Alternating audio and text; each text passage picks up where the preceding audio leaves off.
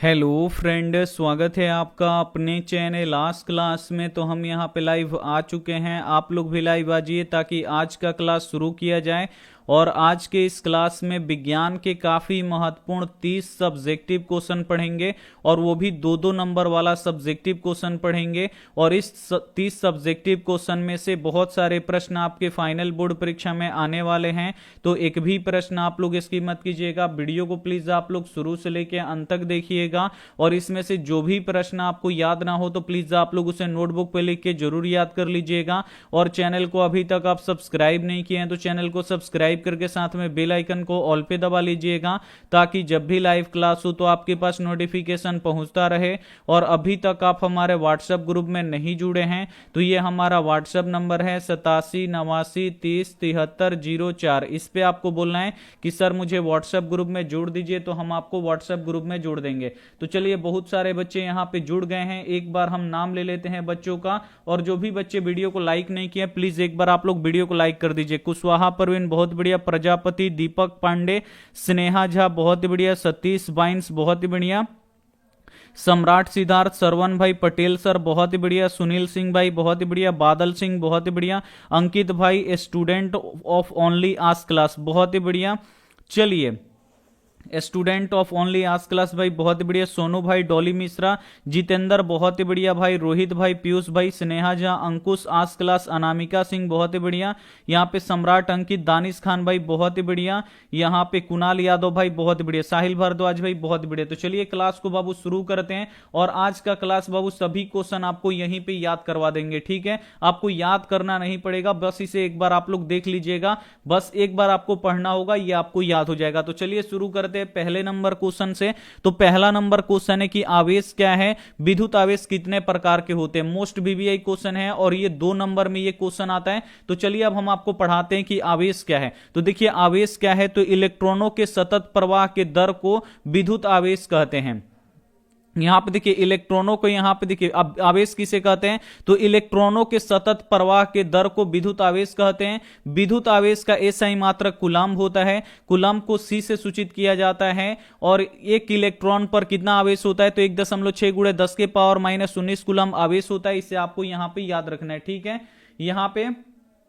यहां पे देखिए अभी तो समझाए नहीं, तले एक लड़का बोल रहा है कि सर समझ में नहीं आ रहा है। अभी तो हम समझाए कहां है बाबू, अभी हम यहां पे समझा रहे हैं, आप यहां पे समझिए, ठीक है। पहले ही मत बोल दीजिए कि यहां पे समझ में नहीं आ रहा है। अभी तो हम केवल पढ़े हैं, पढ़ेंगे बाबू तभी तो समझाएंगे, तो समझ में आएगा ना, ठीक है। अब यहां पे देखिए बोल रहा है कि विद्युत आवेश क्या है, तो इलेक्ट्रॉनों के सतत प्रवाह के दर को ही क्या कहा जाता है बाबू, विद्युत आवेश कहा जाता है। इसे आपको याद रखना है। विद्युत आवेश किसे कहा जाता है, तो जो इलेक्ट्रॉनों के सतत प्रवाह होता है उसी को ही विद्युत आवेश कहा जाता है। विद्युत आवेश का एसआई मात्रक क्या होता है, कूलम्ब होता है। और कूलम्ब को किससे सूचित किया जाता है, सी से सूचित किया जाता है। और एक इलेक्ट्रॉन पे कितना होता है, तो आवेश होता है, तो 1.6 × 10⁻⁻19 कूलम्ब आवेश होता है। बस इतना ही आपको यहां पे आवेश के बारे में जानना है। अब यहां पे देखिए आवेश 2 प्रकार के होते हैं। आवेश कितने प्रकार के होते हैं, तो आवेश 2 प्रकार के होते हैं। एक होता है धन आवेश, दूसरा होता है ऋण आवेश। इसे आपको यहां पे याद रखना है, बस इतना ही यहां पे जानना है। आवेश किसे कहते हैं, तो इलेक्ट्रॉनों के सतत प्रवाह के दर को विद्युत आवेश कहते हैं।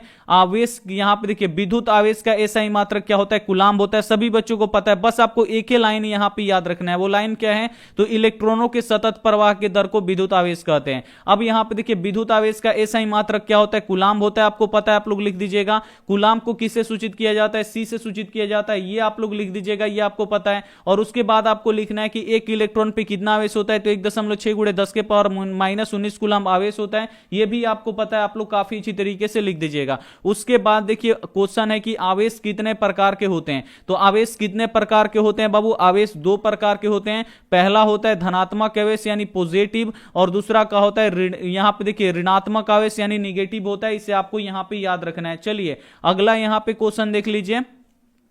अगला क्वेश्चन बाबू, ये भी क्वेश्चन आता है आपके फाइनल बोर्ड परीक्षा में कि ओजोन क्या है। ये काफी इंपॉर्टेंट क्वेश्चन है, मोस्ट वीवीआई क्वेश्चन है आपके बोर्ड परीक्षा के लिए। यहां पे आता है बाबू कि ओजोन क्या है। तो आइए इसे हम आपको बताते हैं कि ओजोन क्या है। तो सबसे पहले यहां पे जो समझा रहे बाबू समझ लीजिए। जो ओजोन क्या है, एक प्रकार का परत है। और ये परत कहां पे पाया जाता है, तो ये वायुमंडल की बाहरी सतहों में पाया जाता है। सबसे पहले समझा देते हैं, उसके बाद क्वेश्चन बताएंगे तो आपको काफी अच्छी तरीके से समझ में आएगा। ये ओजोन परत है, ये वायुमंडल की बाहरी सतह में पाया जाता है। और जो ओजोन होता है ये ऑक्सीजन के 3 परमाणुओं से मिलकर बना होता है, ठीक है। इसमें ऑक्सीजन का 3 परमाणु जब आपस में मिलता है O और O, तीन गो परमाणु एक बार मिलेगा तो ये O3 बनाएगा। यही ऑक्सीजन का एक लेयर होता है। और जो हमारा सूर्य होता है उसमें बहुत ही हानिकारक किरण निकलता है, विकिरण निकलता है। तो इसमें से एक पारावैंगनी किरण निकलता है। ये पारावैंगनी किरणों को क्या करते हैं, यहां पे हम लोग धरती पे यहां पे रहते जमीन पे, ये पारावैंगनी किरणों को यहीं से लौटा देता है, इसको इस पर्यावरण में ढुकने नहीं देता है। ओजोन का यही कारण होता है, यही काम होता है, आपको याद रखना है। और जो ओजोन परत होता है हमारे जीवन के लिए काफी इंपॉर्टेंट होता है। अगर ओजोन परत नहीं होगा तो हमें त्वचा कैंसर हो जाएगा, मोतियाबिंद होगा, यानी चमड़े से जितना भी रोग होगा वो होगा अगर ओजोन परत नहीं होगा। तो ओजोन परत को आपको मोटा मोटी समझ में आ गया। अब जब हम आपको क्वेश्चन पढ़ाएंगे ना बाबू तो आपको अब 100% समझ में आने लगेगा कि ओजोन परत क्या है। तो चलिए अब हम बताते हैं। यहां पे देखिए ओजोन ऑक्सीजन का एक अपरूप है। आपको बताए थे कि जो ओजोन है ये ऑक्सीजन से ही मिलकर बना होता है। तो यहां से आपका क्लियर हो गया कि जो ओजोन है ये क्या है बाबू, ऑक्सीजन का एक अपरूप है, यानी ऑक्सीजन से ये मिलकर बना होता है। आगे देखिए ओजोन का एक अणु ऑक्सीजन के 3 परमाणुओं से मिलकर बना होता है। जो ओजोन होता है इसका एक अणु यानी O3 जो होता है ये ऑक्सीजन के 3 परमाणुओं से मिलकर बना होता है। बिल्कुल सही है। ओजोन का अणु सूत्र O3 होता है। ओजोन परत, यहां पर देखिए ओजोन परत वायुमंडल की बाहरी सतहों में पाया जाता है जो पारावैंगनी किरणों से हमें रक्षा प्रदान करता है। हो गया, बस इतना ही लिखना है। अगर आप लोग इतना लिख दीजिएगा तो आपको पूरा 2 नंबर मिल जाएगा, ये हमारा गारंटी है। इसमें और भी आप लोग बना के लिख सकते हैं कि ओजोन परत का औछय यानी ओजोन परत नष्ट CFC गैस के कारण से हो रहा है। ये भी एक लाइन आप लोग यहां पे जोड़ सकते हैं। तो यहां पे आपको पता लग गया कि ओजोन क्या है बाबू। तो ओजोन क्या है, ऑक्सीजन का एक रूप है, अपरूप है, इसे आपको याद रखना है। ओजोन परत का एक अणु ऑक्सीजन के 3 परमाणुओं से मिलकर बना होता है। ओजोन का अणु सूत्र क्या होता है, O3 होता है। और ओजोन परत वायुमंडल के बाहरी सतहों में पाया जाता है। और जो ओजोन परत होता है मेन इसका यही काम होता है कि जो पारावैंगनी किरणें होती है उसको छानने का कार्य करता है। इसे आपको यहां पे याद रखना है, छानता है और इससे हमें रक्षा प्रदान करता है। क्योंकि पारावैंगनी किरण डायरेक्ट हमारे शरीर पे पड़ेगा तो बाबू क्या होगा, वहां पे त्वचा कैंसर, मोतियाबिंद आदि, यहां पे चमड़े जैसा यहां पे चमड़ा से जितने भी रिलेटेड यहां पे था उतना यहां पे रोग हो जाएगा। ठीक है, बहुत ही बढ़िया, यहां पे समझ में आ गया। एक बार आप लोग जल्दी से यहां पे आप लोग बता दीजिए कि क्या ये क्वेश्चन आपको समझ में आ गया। सभी बच्चे यहां पे बताएंगे। ओजोन परत अगर आएगा बाबू लिखने के लिए परीक्षा में तो आपसे लिखा जाएगा कि नहीं लिखा जाएगा, जल्दी से एक बार आप लोग बता दीजिए। आ जाएगा बाबू, लिखने आ जाएगा। ओजोन परत क्या है आप लोग लिख दीजिएगा परीक्षा में, जल्दी से एक बार आप लोग बता दीजिए। बहुत ही बढ़िया, हाँ सर जी लिख देंगे। चलिए नेक्स्ट क्वेश्चन लगाते बाबू। काफी बहुत ही महत्वपूर्ण क्वेश्चन लिया गया है जो आपके फाइनल बोर्ड परीक्षा के लिए बहुत ही ज्यादा इंपॉर्टेंट है। 3 नंबर क्वेश्चन देखिए कि साफ आकाश नीला क्यों प्रतीत होता है। अब यहां पे आपको बताना है कि जो हमारा आकाश होता है ये नीला क्यों प्रतीत होता है। तो इसके लिए एक लॉजिक है बाबू। अगर यही चंद्रमा पे खड़े होकर हम अगर आकाश देखेंगे तो ये काला दिखाई देगा, लेकिन यही जब हम जमीन से देखेंगे बाबू तो जमीन से यही देखेंगे तो ये कैसा दिखाई देगा, नीला दिखाई देगा। तो इसके पास लॉजिक क्या है बाबू, ये लॉजिक आपको समझना पड़ेगा। जहां पे हम जमीन पे बाबू हम लोग रहते हैं तो यहां पे कुछ दूरी तक 16 किलोमीटर तक क्या होता है, हवा पाया जाता है। यानी 16 किलोमीटर तक ऑक्सीजन सभी हवा पाया जाता है। और 16-17 किलोमीटर की जब आप ऊपर जाइएगा तो यहां से निर्वात बाबू चालू हो जाएगा। यहां पे हवा कुछ नहीं रहता है। ठीक है, यहां पे निर्वात होता है, एकदम वैक्यूम होता है, हवा यहां पे कुछ नहीं होता है। अब यहां पे देखिए जो हमारा चंद्रमा है वहां पे क्या है बाबू, वहां पे कोई भी ऑक्सीजन नहीं है, कोई भी वायुमंडल नहीं है। लेकिन जहां पे हम जमीन पे रहते हैं यहां पे हवा पानी सब है एकदम। तो इसमें क्या होता है कि हवा में छोटे छोटे कण होते हैं। हवा में क्या होते हैं बाबू, छोटा छोटा धूल कण होता है। अगर आप लोग देखिएगा घर में अगर कहीं वेंटिलेटर होगा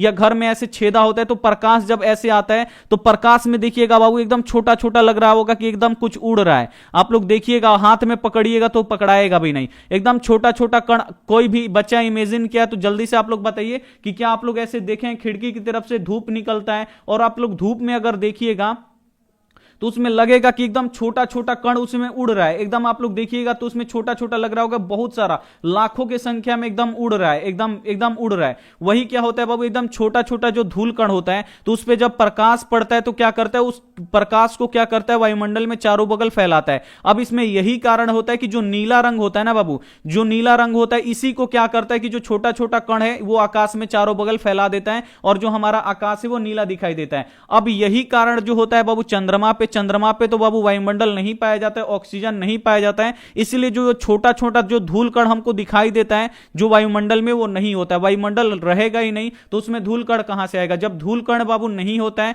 तो जो वहां पे कोई भी रंग का प्रकीर्णन नहीं होता है, और जब चंद्रमा पे या अंतरिक्ष से बाबू जब हम आकाश देखते हैं तो वो काला दिखाई देता है, क्योंकि वहां पे कोई भी रंग का प्रकीर्णन नहीं होता है। लेकिन वायुमंडल में क्या होता है बाबू? ये नीला रंग का यहां पे प्रकीर्णन होता है। रात में आकाश क्यों काला दिखाई देता है? रात में बाबू इसीलिए क्योंकि सूर्य का प्रकाश जब होता ही नहीं है तो प्रकीर्णन नहीं होगा तो काला दिखाई देगा।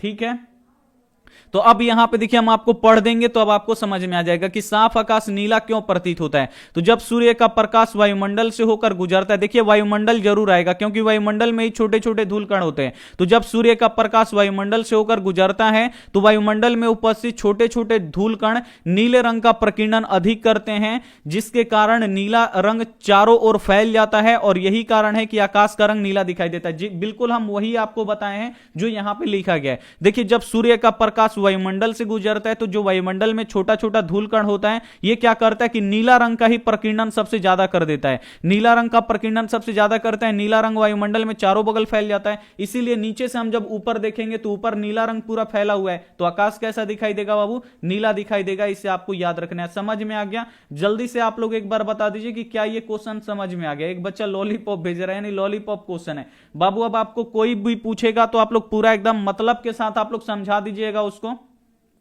अगर कोई दोस्त आपका तेज बनेगा तो उसको आप लोग बहुत ही बढ़िया एकदम मास्टर की तरह आप लोग समझा दीजिएगा बाबू, क्योंकि हम यहां पे समझा दिए आपको मास्टर की तरह। सर सिद्ध करने वाला नहीं आता है, कुछ बताइए। ठीक है बाबू, अब अगला क्लास मैथे का होगा क्योंकि आप लोग मैथ ज्यादा पढ़ना चाह रहे हैं, पता है। मैथ हम आपका अगला क्लास लेके आएंगे अगला 8 बजे, ठीक है, रात में। चलिए, और वो भी त्रिकोणमिति का क्वेश्चन लेके आएंगे। चलिए, कोई दिक्कत नहीं है, मास्टर की तरफ अब समझा दीजिएगा। बहुत ही बढ़िया। नेक्स्ट अब यहां पे आप लोग क्वेश्चन देख लीजिए। ये वाला क्वेश्चन आपके फाइनल बोर्ड परीक्षा में आता है, इसे आपको यहां पे याद रखना है। फिक्स है क्वेश्चन कि अनवीकरणीय ऊर्जा का स्रोत क्या है, और दूसरा क्वेश्चन आता है नवीकरणीय ऊर्जा का क्या स्रोत है।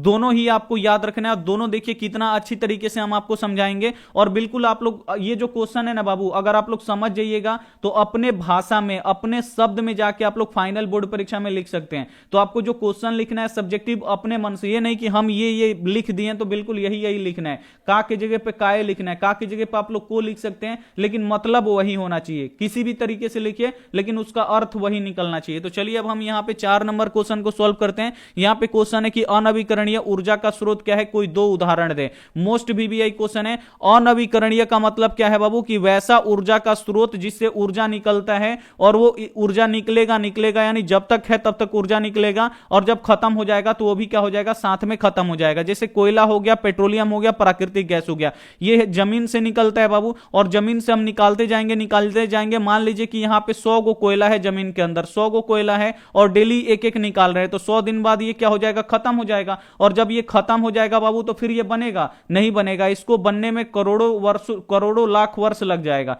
यानी बहुत ही लंबा समय लग जाएगा। तो ये क्या होता है बाबू? ये अनवीकरणीय ऊर्जा का स्रोत होता है। इसे आपको याद रखना है। इसका आप देख लीजिए क्या होगा। अनवीकरणीय ऊर्जा का स्रोत वे स्रोत हैं जिसका भंडारण सीमित है और वो आने वाले समय में खत्म हो जाएगा, उसे अनवीकरणीय स्रोत कहते हैं, जिसे हम पुनः दोबारा बना नहीं सकते। इसमें एक लाइन आप लोग जोड़ सकते हैं, जिसे हम पुनः दोबारा नहीं बना सकते हैं उसे हम लोग क्या बोलते हैं? अनवीकरणीय ऊर्जा के स्रोत बोलते हैं। क्या आपको समझ में आ गया? अनवीकरणीय स्रोत आपको क्या बोलना है कि वैसा ऊर्जा का स्रोत जिसका भंडारण है, यानी जहां पे रखा गया है वो सीमित मात्रा में रखा गया है, और वो क्या हो जाएगा? एक दिन आने वाले समय में एक दिन खत्म हो जाएगा, और जब एक दिन खत्म हो जाएगा तो उसे हम पुनः नहीं बना सकते हैं, और जब नहीं बनाएंगे तो वैसे ऊर्जा स्रोत को क्या बोलते हैं? अनवीकरणीय ऊर्जा स्रोत बोलते हैं। और अनवीकरणीय ऊर्जा स्रोत क्या होता है? कोयला होता है, पेट्रोलियम होता है, प्राकृतिक गैस होता है। इसे आपको यहां पे याद रखना है, ठीक है?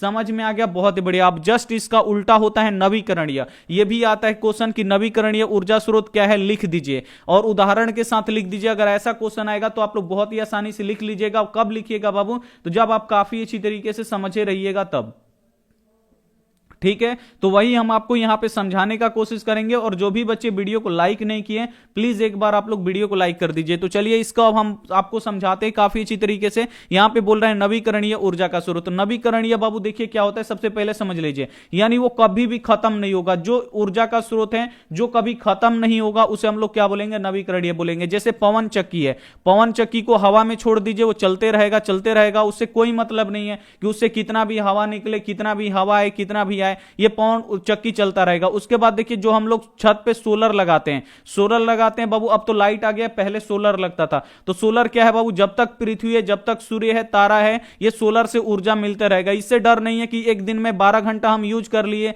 4 घंटा यूज कर लिए तो 6 घंटा यूज नहीं कर पाएंगे, इसमें कोई दिक्कत नहीं है। जब तक सूर्य है तब तक इससे ऊर्जा हमें मिलते रहेगा। तो वैसा ऊर्जा का स्रोत जो कभी खत्म नहीं होगा। अगर मान लीजिए सोलर सेल यहां पे टूट जाता है तो टूट जाएगा, तो फिर से नया बना लेंगे, इसमें कौन सा दिक्कत है। तो वैसा ऊर्जा स्रोत जो कभी खत्म नहीं होगा उसे हम लोग क्या बोलते हैं, नवीकरणीय बोलते हैं। तो चलिए इसका हम समझा देते हैं। यहां पे देखिए क्या लिखा गया है कि वैसा ऊर्जा स्रोत जो कभी खत्म नहीं होगा। पहला ही वही लिखा गया है कि वैसा ऊर्जा स्रोत जो कभी खत्म नहीं होगा। अगर वो खत्म भी हो जाता है तो उसे हम पुनः बना लिया जाता है, उसे नवीकरणीय ऊर्जा का स्रोत कहते हैं। समझ में आ गया बाबू कि वैसा ऊर्जा स्रोत जो कभी खत्म नहीं होगा। बाबू सोलर सेल कभी खत्म होगा, ये सोलर जो प्लेट होता है हम लोग लगाते हैं छत पे, कभी खत्म होगा। बंदर मान लीजिए कूद गया आपके सोलर प्लेट पे, टूट गया, खराब हो गया, फिर जाएंगे मार्केट से दूसरा खरीद के ला देंगे, कंपनी दूसरा बना देगा। तो ये क्या होगा बाबू कि वैसा ऊर्जा स्रोत जो कभी खत्म नहीं होगा, और वो एक बार खत्म हो जाएगा। तो अगर मान लीजिए किसी कारणवश खत्म भी हो गया, टूट भी होगा, तो उसे हम पुनः बना लेंगे, तो उसे क्या बोलेंगे, नवीकरणीय बोलेंगे। और नवीकरणीय क्या है बाबू, सूर्य है। सूर्य बाबू कभी खत्म नहीं होगा, जो सूर्य से ऊर्जा है ये कभी खत्म नहीं होगा। लेकिन आने वाले समय में क्या हो जाएगा, जब पृथ्वी नष्ट हो जाएगा तब भी ये सूर्य का उम्र अभी आयु क्या है, ज्यादा है। तो इसे हम लोग नवीकरणीय में रखते हैं। सोलर सेल हो गया, पवन ऊर्जा हो गया, ये सभी क्या है बाबू, नवीकरणीय है। इसे आपको यहां पे याद रखना है। चलिए नेक्स्ट क्वेश्चन देख लीजिए। नेक्स्ट क्वेश्चन ये आपके बोर्ड परीक्षा में बहुत ज्यादा बार आता है कि विद्युत बल्ब में निष्क्रिय गैस क्यों भरी जाती है, और इसे आपको याद रखना है, काफी इंपॉर्टेंट है। अब इसका एक लॉजिक होता है, इसे आप लोग समझ लीजिए, क्वेश्चन अपने आप यहां पे समझ में आ जाएगा। ये एक हम विद्युत बल्ब बनाते हैं और ये हो गया हमारा बल्ब। विद्युत बल्ब जो बना होता है ये टंगस्टन का बना होता है, इसे आपको याद रखना है। अब देखिए इसमें जब हम निर्वात की, यहां पे देखिए निष्क्रिय गैस की जगह पे क्या भर देंगे बाबू, अगर वायु भर देंगे तो वायु में क्या होता है, नमी होता है। और नमी जब जाके इससे जो यहां पे जो टंगस्टन है इससे अभिक्रिया करेगा तो इसको कमजोर करेगा। लाइट जब इसमें इलेक्ट्रिक देंगे तो ये क्या हो जाएगा, और कमजोर हो जाएगा। अगर ये 5 दिन चलने वाला होगा तो ये 2 ही दिन में क्या हो जाएगा, यहां पे टूट जाएगा, कट जाएगा, खराब हो जाएगा। अगर इसी में अगर हम लोग क्या भर दें, निष्क्रिय गैस। निष्क्रिय गैस का ही मतलब क्या होता है बाबू कि वैसा गैस जो किसी अन्य तत्वों से या किसी अन्य पदार्थों से ये क्या करता है, अभिक्रिया नहीं करता है। जो निष्क्रिय गैस होता है बाबू ये किसी भी चीज से अभिक्रिया नहीं करता। अब बाबू यहां पे खोखला है तो इसमें हवा हुआ तो चाहिए ना इसको रखने के लिए। यहां पे बीच में जब बाबू खाली है तो इसमें हवा चाहिए, तो इसका बाबू जो हवा होता है वो निकाल लिया जाता है और इसमें क्या भर दिया जाता है, निष्क्रिय गैस भर दिया जाता है। निष्क्रिय गैस इसीलिए भरा जाता है क्योंकि जो निष्क्रिय गैस होता है ये टंगस्टन से ये अभिक्रिया नहीं करता है, और जब टंगस्टन से ये अभिक्रिया नहीं करेगा तो ये मजबूत रहेगा। अगर वायु भर देंगे तो ये लगेगा अभिक्रिया करके इसको कमजोर करने, लेकिन यहां पे जब निष्क्रिय गैस भर देंगे तो ये कुछ इसको लेना देना कुछ नहीं है। जब इसको वायु, ये जो निष्क्रिय गैस है इससे लेना देना नहीं है तो ये क्या कर रहेगा बाबू, ये इसका आयु क्या हो जाएगा, बढ़ते जाएगा और ये कभी भी खराब, मतलब ज्यादा दिन तक ये चलेगा, यानी लंबे समय तक चलेगा। तो यहां पे अब हम आपको बताते हैं कि आपको काफी अच्छी तरीके से समझ में आएगा कि विद्युत बल्ब का फिलामेंट टंगस्टन का बना होता है। यदि विद्युत बल्ब के अंदर हवा भर दिया जाएगा और विद्युत धारा प्रवाहित किया जाएगा तो हवा के ऑक्सीजन से ऑक्सीकृत होकर टूट जाएगा। यदि विद्युत बल्ब के अंदर निष्क्रिय गैस भर दिया जाएगा तो टंगस्टन को न्यूनतम हानि पहुंचता है, इसलिए विद्युत बल्ब के अंदर निष्क्रिय गैस भरा जाता है। बाबू एकदम बिल्कुल वही हम आपको बताएं कि विद्युत बल्ब के अंदर अगर हम वायु भर देंगे तो उसका जो ऑक्सीजन होगा ये क्या करेगा कि ये टंगस्टन से अभिक्रिया करेगा और जब विद्युत धारा प्रवाहित किया जाएगा तो ऑक्सीकृत होकर टूट जाएगा, यानी विद्युत बल्ब जल्दी से खराब हो जाएगा। लेकिन वही जगह जब अगर हम विद्युत बल्ब में निष्क्रिय गैस भरेंगे तो जो निष्क्रिय गैस होता है ये टंगस्टन से अभिक्रिया नहीं करता है, और जब अभिक्रिया नहीं करेगा तो ये क्या हो जाएगा, जो टंगस्टन है यानी जो बल्ब है वो क्या रहेगा, ज्यादा दिन यहां पे सुरक्षित रहेगा। क्या आपको समझ में आ गया? जल्दी से आप लोग बता दीजिए। चले जल्दी से आप लोग बता दीजिए कि क्या ये भी क्वेश्चन आपको समझ में आ गया। सभी बच्चे बताएंगे। बहुत बढ़िया। तुलसी, नेहा कुशवाहा बहुत बढ़िया, डॉली मिश्रा बहुत बढ़िया। सभी बच्चे यहां पे बताएंगे कि क्या सभी क्वेश्चन आपको समझ में आ रहा है। जल्दी से आप लोग, अगर ऐसा क्वेश्चन आएगा फाइनल बोर्ड परीक्षा में तो आप लोग लिख दीजिएगा, जल्दी से एक बार बता दीजिए हाँ या ना। बाबू बस यहाँ पे कंसेप्ट समझना है। कंसेप्ट अगर आप लोग समझ गए तो अपने से ही जाके फाइनल बोर्ड परीक्षा में लिख दीजिएगा, कोई यहाँ पे गलत आपका नहीं काटेगा, एक भी नंबर आपसे नहीं काटेगा, ठीक है। बहुत ही बढ़िया, नेक्स्ट क्वेश्चन लगाते हैं। नेक्स्ट क्वेश्चन यहाँ पे देख लीजिए, ये भी क्वेश्चन आता है आपके फाइनल बोर्ड परीक्षा में कि धोने का सोडा और बेकिंग सोडा के दो दो उपयोग लिखें। तो धोने का सोडा क्या होता है बाबू, जो हम लोग कपड़ा धोते हैं वो धोने का सोडा होता है। और बेकिंग सोडा क्या होता है बाबू, तो जो हम लोग खाना बनाते, खाना खाने में जो जिसका उपयोग करते हैं, यानी गुलगुला बनाना हो या पावरोटी बनाना हो उसमें जिसका प्रयोग करते हैं सोडा का, तो क्या होता है, बेकिंग सोडा होता है। तो चलिए इसका उत्तर देख लेते हैं। धोने का सोडा और बेकिंग सोडा के दो दो उपयोग निम्नलिखित हैं। पहले देखेंगे कि धोने का सोडा का उपयोग, दो उपयोग यहां पे देखेंगे। तो पहला ही धोने का सोडा का उपयोग हम लोग कहां पे करेंगे, कपड़ा धोने में करेंगे। तो पहला यही आपको लिख देना है कि इसका उपयोग घरों में कपड़े की सफाई करने के लिए होता है। यानी जो धोने का सोडा होता है इसका पहला प्रयोग कहां पे होता है बाबू, तो घर में जो कपड़ा हम लोग खोल गंदा करके बिकते हैं उसको धोने के लिए, उसके सफाई करने में इसका प्रयोग होता है धोने का सोडा का। और दूसरा क्या होता है कि साबुन तथा कागज के उद्योग में किया जाता है। यानी धोने का सोडा का उपयोग कहां पे करते हैं, तो साबुन बनाने में करते हैं और कागज के उद्योग में इसका प्रयोग किया जाता है। ये हो गया। अब यहां पे बेकिंग सोडा देखिए, यानी जो खाने वाला सोडा होता है इसका दो उपयोग देख लीजिए। तो बेकिंग सोडा का उपयोग देखिए, इसका उपयोग पावरोटी और केक बनाने में किया जाता है। देखते हैं कि इतना छोटा पावरोटी का क्या करेगा, बना के इतना बड़ा कर देगा पावरोटी। इतना छोटा मैदा का आटा डालेगा और उसको इतना बड़ा बना देगा। कैसे बनाते हैं बाबू, तो इसमें सोडा डाल के इसको फुला देता है और उसको फिर दाबिएगा बाबू तो उतना ही छोटा हो जाएगा, इतना छोटी, मतलब इतना छोटा। ये क्या करता है कि खाने को स्पंजी बनाता है, खाने को ये क्या कर देता है, फुला देता है। इसको आपको याद रखना है। तो पहला तो यही काम होता है कि इसका उपयोग पावरोटी और केक बनाने में किया जाता है। केक जानते हैं फुला देता है, और यहां पे पावरोटी को भी ये क्या करता है, फुला देता है। खास्ता बनाने में भी किया जाता है। इसका उपयोग अग्निशामक यंत्र बनाने में भी किया जाता है। अग्निशामक यंत्र जो आग बुझाने वाला होता है, बैंक में आप लोग देखे होंगे ऐसे सिलेंडर की तरह ऐसे लाल रंग का यहां पे लगा होता है और इस पे एक ऐसे लगा होता है, पाइप रहता है यहां पे, और ये रेड कलर का रहता है। हर एक बैंक में, हर एक सरकारी संस्था, मतलब कहीं ऑफिस में जाइएगा तो यहां पे लाल कलर का आपको यहां पे सिलेंडर टांगा हुआ दिखाई देगा। और ये टांगा हुआ सिलेंडर क्यों रहता है बाबू, क्योंकि आग लगेगा तो इससे स्प्रे करके क्या किया जाता है, आग को बुझाया जाता है। तो इस अग्निशामक यंत्र को बनाने में बाबू बेकिंग सोडा का भी प्रयोग किया जाता है। इसे आपको यहां पे याद रखना है, ठीक है। ठीक है, बहुत ही बढ़िया। तो ये क्वेश्चन आपको समझ में आ गया। नेक्स्ट अब आप लोग यहां पे क्वेश्चन देख लीजिए। नेक्स्ट क्वेश्चन है कि एथेनॉल क्या है, इसका रासायनिक सूत्र लिखें। ये भी मोस्ट बीबीआई क्वेश्चन है आपके बोर्ड परीक्षा के लिए। यहां पे आपको बताना है कि एथेनॉल क्या है और इसका रासायनिक सूत्र भी आपको यहां पे लिखना है। तो आइए इसका उत्तर देख लेते हैं। एथेनॉल कमरे के ताप पर द्रव अवस्था में पाया जाता है। जो एथेनॉल होता है बाबू, ये एल्कोहल का ही एक रूप होता है जो कमरे के ताप पर, यानी जो साधारण वायुमंडल है इसमें ये क्या होगा बाबू, ये द्रव अवस्था में पाया जाता है, लिक्विड अवस्था में पाया जाता है। एथेनॉल को एल्कोहल के नाम से भी जाना जाता है। जो एथेनॉल होता है बाबू, ये एल्कोहल के नाम से भी जाना जाता है। इसे पीने वाला एल्कोहल भी कहते हैं। यानी जितना भी ये जो दारू पी के बड़बड़ाता है गांव में, वो क्या पीता है बाबू, एथेनॉल ही पीता है। इसे आपको याद रखना है। इसे एथेनॉल को पीने वाला भी एल्कोहल कहते हैं। जब हम शक्कर, माल्टोज या स्टार्च का किण्वन करते हैं तो एथेनॉल बनता है। और एथेनॉल कैसे बनता है, तो जब हम शक्कर, माल्टोज या स्टार्च का किण्वन कराते हैं, किण्वन कैसे होता है, तो उसको जमीन में रख दिया जाता है और छोटे छोटे जो यहां पे देखिए क्या होता है कि जो छोटे छोटे कण होते हैं जो ऑक्सीजन के अनुपस्थिति में क्या करते हैं, इसको विघटन करते हैं, तब किण्वन की क्रिया होता है। और किण्वन की क्रिया के कारण ही क्या होता है, यहां पे एथेनॉल बनता है। इसे आपको याद रखना है। और एथेनॉल का रासायनिक नाम क्या होता है, तो C2, यहां पे देखिए C2H5OH होता है। इसे आपको याद रखना है। तो एथेनॉल आपको समझ में आ गया बाबू, एथेनॉल क्या है। तो एथेनॉल क्या है ये हम आपको एक बार फिर से बता देते हैं। एथेनॉल कमरे के ताप पर द्रव अवस्था में पाया जाता है। एथेनॉल को एल्कोहल के नाम से भी जाना जाता है और इसे पीने वाला एल्कोहल भी कहते हैं। और एथेनॉल कैसे बनता है, तो जब हम शक्कर, माल्टोज या स्टार्च का किण्वन कराते हैं तो एथेनॉल बनता है। और एथेनॉल का रासायनिक सूत्र क्या होता है, तो C2H5OH होता है। इसे आपको याद रखना है। यहां पे ये भी आपको समझ में आ गया।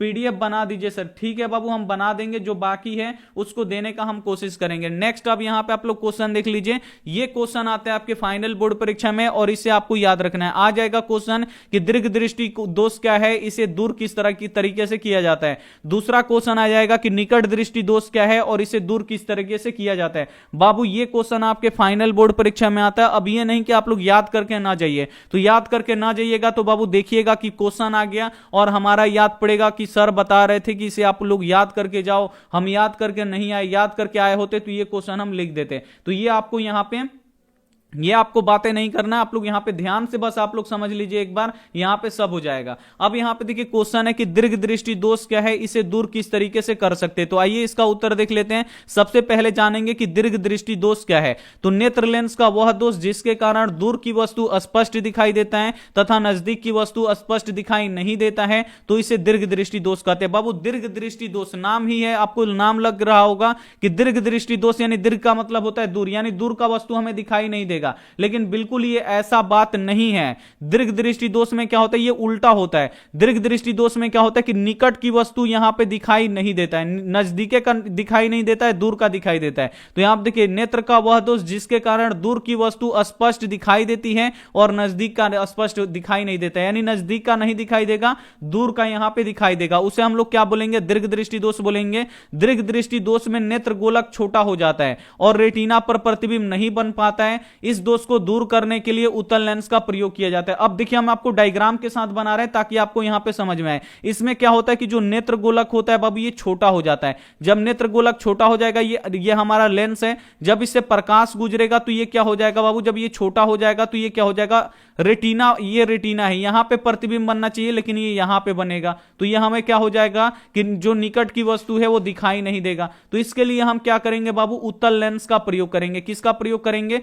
तो उत्तल लेंस का यहां पे हम प्रयोग करेंगे। यहां पे जब हम उत्तल लेंस को प्रयोग कर देंगे तो उत्तल लेंस क्या करता है कि प्रकाश की किरणों को ये एक बिंदु पे मोड़ता है, यानी इसको ये मोड़ के ये कहां पे कर देगा, ये यहां पे, ये रेटिना पर ये क्या करेगा, यहां पे कटा देगा। ठीक है, ये आपको याद रखना है। अब यहां पे आपको समझ में आ गया कि नेत्र लेंस का वह दोष, यानी नेत्र का वह दोष जिसके कारण दूर की वस्तु स्पष्ट दिखाई देती है और नजदीक की वस्तु स्पष्ट दिखाई नहीं देती है, तो इसे दीर्घ दृष्टि दोष कहते हैं। और दीर्घ दृष्टि दोष में बाबू क्वेश्चन आता है कि यहां पे देखिए किस दृष्टि दोष में नेत्र गोलक छोटा हो जाता है। तो दीर्घ दृष्टि दोष में बाबू आपको याद रखना है नेत्र गोलक छोटा हो जाता है और रेटिना पर प्रतिबिंब नहीं बन पाता है। इस दोष को दूर करने के लिए क्या किया जाता है कि उत्तल लेंस का प्रयोग किया जाता है। इतना अगर आप लोग लिख दीजिएगा तो 2 नंबर आपका यहां पे क्या हो जाएगा, क्लियर हो जाएगा। अगला क्वेश्चन देख लीजिए। अगला क्वेश्चन हम यहां पे लगा देते हैं 10 नंबर। 10 नंबर क्वेश्चन है कि निकट दृष्टि दोष क्या है, इसे दूर किस तरीके से कर सकते हैं। दोनों ही क्वेश्चन आपके फाइनल बोर्ड परीक्षा में आता है। तो आइए इसका उत्तर देख लेते हैं।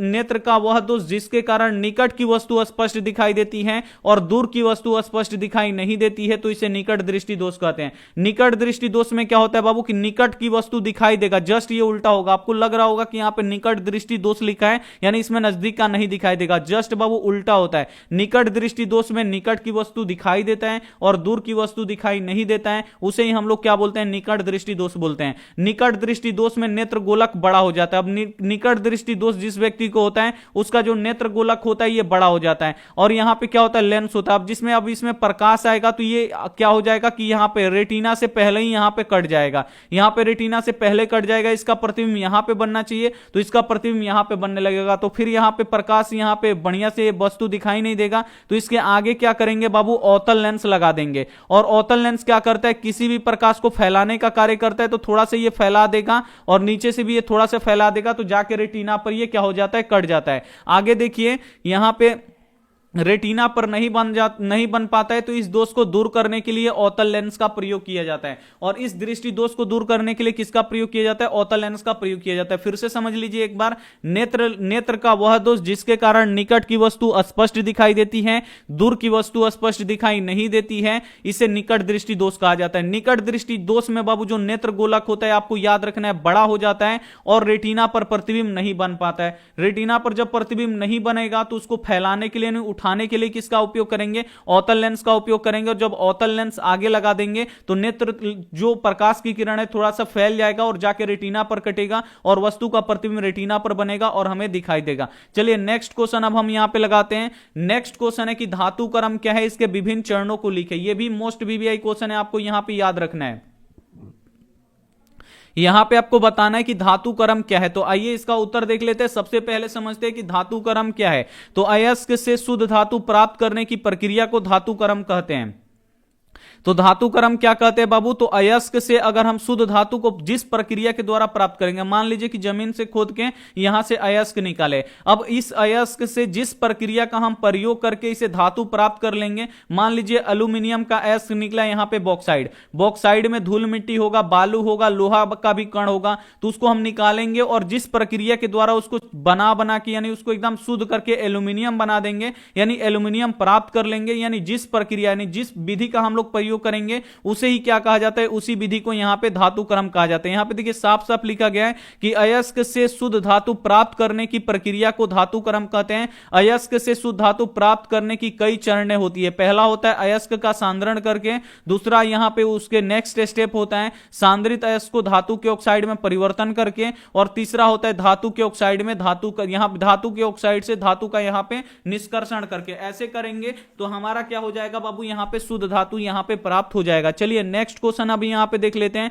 नेक्स्ट क्वेश्चन आता है बाबू कि यहां पे आता है कि प्रतिरोध किसे कहते हैं, या ऐसे भी लिख देगा कि प्रतिरोध की परिभाषा को लिखें। तो बाबू ये आना चाहिए, प्रतिरोध क्या होता है बाबू, तो प्रतिरोध यानी ये रोध उत्पन्न करता है। मान लीजिए एक सड़क है, यहां पे आप लोग चल रहे हैं, अब मान लीजिए कि यहां पे इतना सड़क कोई तोड़ दिया, इतना सड़क तोड़ दिया, तो आपको चलने में दिक्कत होगा कि नहीं, जितना सड़क टूटा हुआ है वहां पे चलने में दिक्कत होगा, यानी ये गति का आपको क्या करेगा, विरोध करेगा। यानी आप लोग इधर जाइएगा तो क्या हो जाएगा, अगर रास्ता टूटा फूटा हुआ तो 1 घंटा के समय आपको 2 घंटा भी लग जाएगा। वही काम ये करता है प्रतिरोध। देखिए लिखा गया कि जो धारा के प्रवाह का विरोध करता है उसे प्रतिरोध करते हैं। बस सिंपल आपको याद रखना है। अगर मान लीजिए कि किसी यहां पे तार, ये मान लीजिए ये तार है, तार से अगर धारा बह रहा है बाबू, तो ये क्या करेगा, रास्ते का ये रोड़ा है, ये क्या करता है, धारा को आसानी से प्रवाह नहीं होने देता है, यानी धारा के प्रवाह को क्या करता है, रोकता है। ये रोड़ा है बाबू रास्ते का। तो यहां पे आप लोग एक ही बात में आप लोग याद रखिएगा कि जो धारा के प्रवाह का विरोध करता है उसे प्रतिरोध कहते हैं। प्रतिरोध को आर से सूचित किया जाता है। प्रतिरोध का एसआई मात्रक ओम होता है। सभी बच्चा को पता है कि प्रतिरोध को किससे सूचित किया जाता है, आर से सूचित किया जाता है। और प्रतिरोध, यहां पे देखिए प्रतिरोध का एसआई मात्रक क्या होता है, ओम होता है। बस इसमें एक्स्ट्रा यही आपको लिखना है। सबसे कम प्रतिरोध चांदी का होता है, इसलिए चांदी विद्युत का सर्वोत्तम चालक होता है। और सबसे कम प्रतिरोध किस धातु का होता है, तो चांदी का होता है, और चांदी विद्युत का सर्वोत्तम चालक होता है। इसे आपको याद रखना है। तो आपको समझ में आ गया बाबू प्रतिरोध क्या है। तो जो धारा के प्रवाह का विरोध करता है बाबू उसे प्रतिरोध कहते हैं। प्रतिरोध को आर से सूचित किया जाता है, और प्रतिरोध का एसआई मात्रक क्या होता है, ओम होता है। इसे आपको याद रखना है। बाबू समझ में आ रहा है तो एक बार आप लोग यहां पे यस लिख दीजिए। समझ में आ गया बाबू तो एक बार आप लोग यस लिखिए। आपको यहां पे 100% आपको समझ में आ गया होगा। जल्दी से आप लोग यहां पे बता दीजिए प्रतिरोध समझ में आ गया। अगर ये आपके स्कूल में आएगा बाबू, लिखने के लिए परीक्षा में आएगा तो आप लोग लिख लीजिएगा। फाइनल परीक्षा में अगर आएगा तो प्रतिरोध का परिभाषा लिखिए, पूरा एकदम मात्रक उत्रक के साथ आप लोग लिख लीजिएगा। बहुत ही बढ़िया। चलिए नेक्स्ट अब हम यहां पे क्वेश्चन लगाते हैं। नेक्स्ट अब यहां पे क्वेश्चन है कि आधुनिक आवर्त नियम क्या है। अब यहां पे देखिए जो आधुनिक आवर्त सारणी जिस प्रक्रिया से बनाया गया है, यानी वो एक नियम के अनुसार बनाया गया है। जो हम लोग आधुनिक यानी मॉडर्न पीरियोडिक टेबल जो हम लोग पढ़ रहे हैं, ये एक नियम के अनुसार बनाया गया है। तो इस नियम यानी ये किस नियम से बनाया गया ये आपको बताना है। यानी आधुनिक आवर्त नियम क्या है, तो तत्वों के भौतिक एवं रासायनिक गुण, उनके परमाणु संख्या के आवर्ती फलन होता है। जो धातु यहां पे देखिए जिसे आधुनिक आवर्त नियम कहते हैं। तो आधुनिक आवर्त किसे कहते हैं, तो तत्वों के जो भौतिक और रासायनिक गुण होता है उसके परमाणु संख्या के क्या होता है, आवर्ती फलन होता है। क्या होता है, परमाणु संख्या के आवर्ती फलन होता है, जिसे हम लोग क्या कहते हैं, आधुनिक आवर्त नियम कहते हैं। और इस नियम का प्रतिपादन हेनरी मोसले ने किया था। और आधुनिक आवर्त सारणी ने किसने बनाया था बाबू, तो मोसले ने बनाया था। इसे आपको याद रखना है। तो यहां पे आपको समझ में आ गया होगा कि आधुनिक आवर्त नियम क्या है। तो तत्वों के भौतिक एवं रासायनिक गुण किसके आवर्ती फलन होता है, तो उसके परमाणु संख्या के आवर्ती फलन होता है। इसे आपको याद रखना है, जिसे आधुनिक आवर्त नियम कहते हैं। इसे आपको याद रखना है। अब यहां पे बाबू जो क्वेश्चन आता है ये आता है ऑब्जेक्टिव में। 2 किस्म का क्वेश्चन आता है। वो एक पहला क्वेश्चन आएगा कि आधुनिक आवर्त सारणी में तत्वों को किस आधार पर रखा गया है, तो आपको याद रखना है परमाणु संख्या के आधार पर रखा गया है। दूसरा क्वेश्चन आएगा कि आधुनिक आवर्त सारणी में आपको बताना है किसने बनाया, तो मोसले ने बनाया। तीसरा क्वेश्चन आता है कि आधुनिक आवर्त सारणी में कितने वर्ग हैं, तो आधुनिक आवर्त सारणी में 18 वर्ग हैं। तीसरा एक और क्वेश्चन आता है कि आधुनिक आवर्त सारणी में कितनी क्षैतिज रेखाएं हैं, तो कितनी क्षैतिज रेखाएं हैं, यानी आवर्तों की संख्या कितनी है बाबू, तो आवर्तों की संख्या 7 है। इसे आपको यहां पे याद रखना है। चलिए आपको काफी अच्छी तरीके से समझ में आ गया होगा। अगला यहां पे क्वेश्चन देख लीजिए। अगला यहाँ पे क्वेश्चन देख लीजिए बाबू, ये आता है क्वेश्चन आपके फाइनल बोर्ड परीक्षा में कि धातु के भौतिक गुणों को लिखें। ये भी मोस्ट वीवीआई क्वेश्चन है आपके बोर्ड परीक्षा के लिए। यहाँ पे आपको धातु के भौतिक गुणों के आपको क्या करना है, लिखना है। तो आइए इसका उत्तर देख लेते हैं। धातु के भौतिक गुण निम्नलिखित हैं। यहाँ पे देखिए लिखा गया पहला, यहाँ पे ये पहला वाला है, थोड़ा सा ये हट गया। पहला देखिए, धातु की परमाणु की बाहरी कक्षा में एक, ये 2 या 3 इलेक्ट्रॉन होता है। जो धातु होते हैं इसके बाहरी कक्षा में कितना इलेक्ट्रॉन होता है, 1 होता है, या 2 होगा या 3 होगा, इसे आपको याद रखना है। ये पहला हो गया। दूसरा यहाँ पे देखिए गुण क्या होता है धातु का, तो धातु विद्युत का धनात्मक होता है, यानी विद्युत का धनात्मक यानी विद्युत का चालक होता है, आप लोग लिख सकते हैं, क्योंकि यह इलेक्ट्रॉन का त्याग करता है। अब यहां पे देखिए धातु विद्युत धनात्मक होता है, जो धातु होता है ये विद्युत धनात्मक होता है। और धातु धनात्मक क्यों होता है, क्योंकि ये इलेक्ट्रॉन का त्याग करता है, इसे आपको याद रखना है। और यहां पे तीसरा देखिए, धातु आघातवर्धनीय तथा तन्य होता है। जो धातु होता है बाबू ये आघातवर्धनीय होता है, यानी इसे पीट पीट कर पतले चादर में परिवर्तित किया जा सकता है, या इसे खींचकर पतले तार भी इसे बनाया जा सकता है। तो जो धातु होता है ये आघातवर्धनीय तथा तन्य होता है। चौथा देखिए, धातु के दोलनांक और क्वथनांक उच्च होता है, और जो धातु होता है इसका दोलनांक और क्वथनांक दोनों ही उच्च होता है। पांचवा देखिए, धातुओं में एक विशेष प्रकार की चमक होती है जिसे धात्विक चमक कहा जाता है। और जो धातु होता है बाबू इसमें एक विशेष प्रकार की चमक पाई जाती है। जो धातु होता है वो हमेशा चमकते रहता है, और जिसे हम लोग क्या बोलते हैं बाबू, धात्विक चमक कहते हैं। यहां पे छठा क्वेश्चन देखिए कि धातु उष्मा एवं विद्युत का सुचालक होता है। और जो धातु होता है ये किसका सुचालक होता है, तो ये उष्मा और विद्युत का सुचालक होता है। और अधातु क्या होता है, नहीं होता है, इसे आपको यहां पे याद रखना है।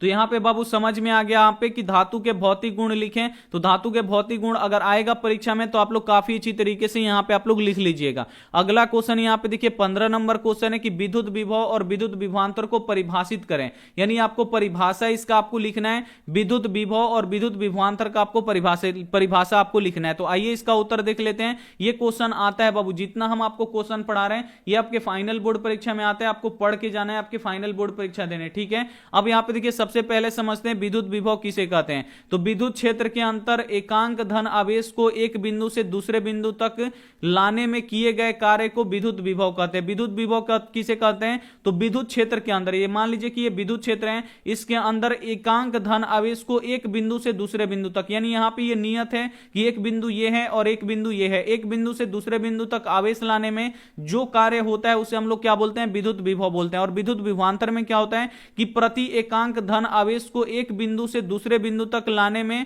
किए गए कार्य को यहां पे देखिए अनंत से आपको याद रखना है। यहां पे आपको क्या याद रखना है, अनंत से, यहां पे आपको अनंत आपको याद रखना है। अनंत से एक बिंदु तक लाने में किए गए कार्य को क्या बोलते हैं, विद्युत विभवांतर बोलते हैं। इसे आपको यहां पे याद रखना है। अगर अनंत से प्रति एकांक धन आवेश को अगर हम अनंत से एक बिंदु तक लाएंगे, आपको पता नहीं है कि वो बिंदु कहां पे है, अनंत से जब हम आवेश को एक बिंदु से दूसरे बिंदु तक लाएंगे तो क्या हो जाएगा बाबू, हमारा विद्युत विभवांतर कहलाएगा। विद्युत विभव और विद्युत विभवांतर दोनों का ऐसा ही मात्रक क्या होता है, बोल्ट होता है, और बोल्ट को भी से सूचित किया जाता है। इसे आपको याद रखना है। इतना अगर आपको याद होगा तो आप लोग यहां पे बन जाएगा। आप लोग फाइनल बोर्ड परीक्षा में इसे आप लोग लिख लीजिएगा, और ये क्वेश्चन आपके फाइनल बोर्ड परीक्षा में आता है, इसे आपको काफी अच्छी तरीके से याद रखना है। अगला क्वेश्चन देख लीजिए।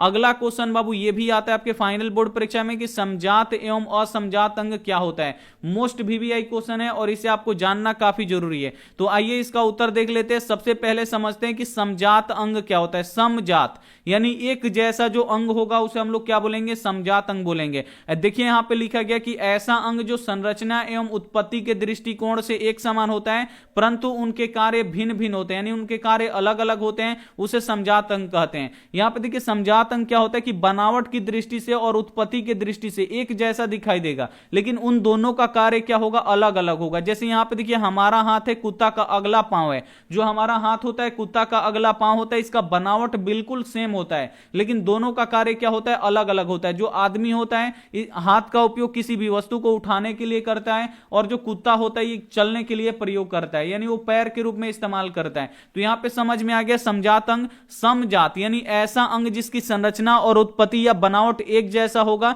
लेकिन उसका कार्य क्या होगा, अलग अलग होगा, तो उसे हम लोग क्या बोलेंगे, समजात अंग बोलेंगे। और असमजात अंग कैसा होता है कि वैसा अंग जो संरचना में उत्पत्ति के दृष्टिकोण से एक दूसरे से भिन्न होता है लेकिन उनका कार्य एक जैसा होता है, उसे असमजात अंग कहते हैं। जैसे तितली और पक्षी के पंख।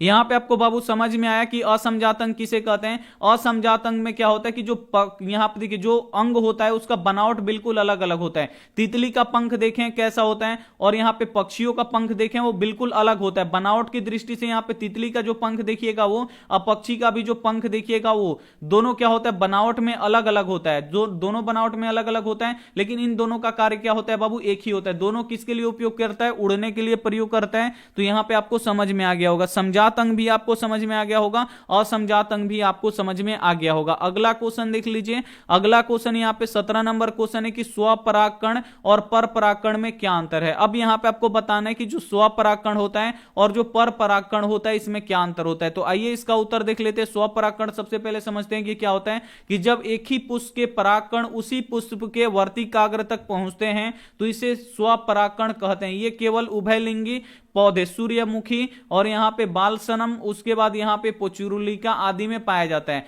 ये आपको समझ में आया। मान लीजिए कि ये एक फूल है और इसी फूल के ऊपर यहां पे क्या है इसका परागकण है, हवा बहा, यहां पे देखिए वो क्या हुआ इसके वर्तिकाग्र तक गिर गया तो ये क्या हो जाएगा, ये निषेचित हो जाएगा ये पौधा। यानी ये क्या हो गया, स्वपराग में क्या होता है कि इसका जो परागकण होता है अपने आप जहां पे पहुंचना होता है वहां पे वो पहुंच जाता है, किसी माध्यम की जरूरत नहीं पड़ता है। तो यहां पे देखिए लिखा गया कि जब एक ही पुष्प का परागकण उसी पुष्प के वर्तिकाग्र तक पहुंच जाता है तो उसे हम लोग क्या बोलते हैं, स्वपरागकण बोलते हैं। और ये केवल उभयलिंगी पौधों में होता है। और देखिए परपरागकण में क्या होता है कि एक पुष्प के परागकण दूसरे पुष्प के पौधे में, दूसरे पुष्प के पौधे पर स्थित पुष्प के वर्तिकाग्र तक किसी कीट, पक्षी, चमगादड़ या मनुष्य या वायु या जल के द्वारा पहुंचता है तो उसे हम लोग परपरागकण बोलते हैं। अब देखिए जैसे यहां पे होता है, जैसे यहां पे हम मान लेते हैं एक खजूर होता है बाबू या तड़कुल होता है। आप लोग देखें तड़कुल गांव में होता है तो उसमें क्या होता है एक पुरुष वाला होता है जिसमें बाल होता है, आप लोग देखे होंगे बाल होता है।